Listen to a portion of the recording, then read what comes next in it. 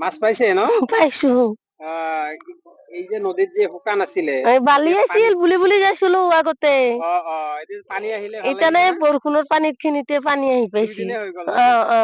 কালি বৰমাৰাই দিছি মাছ, বৈৰালা মাছ। হয় হয়। আজিকালি কম, সৰু সৰু পুঠি আজি। মাছ পাইছে জানো? পাইছো কেইটামান। পাইছে ন? মানে ইয়াতে মাছ মাৰিলে দিনটো খোৱাৰ কাৰণে হৈ যায় ন? খোৱাৰ কাৰণে হয় আৰু শুকায়ো কিছুমানে শুকাই কিছুমানে। শুকাই। মানে অলপ বেছিকে উঠাই আৰু। শুকাই।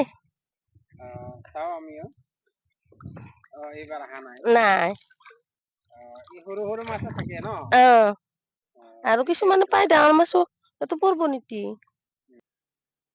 বাইদেউৰ পৰা অলপ জানিলো, ইয়াতে মাছ অলপ যদি বেছি হয় শুকায়ো।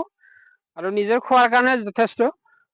মানে বানপানী হলে এইখিনি আৰু কিনি খাব নালাগে, এইটোয়ে বৰ সুবিধা। আৰু নদীৰ পাৰৰ মানুহখিনি এইটো বহুত সুবিধা বুলি ক'লেও ভুল নহব।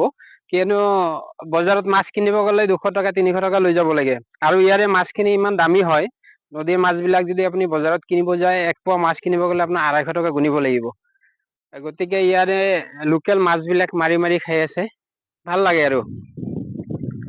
ভিডিঅ'টো ভাল লাগিলে শ্বেয়াৰ কৰি দিব।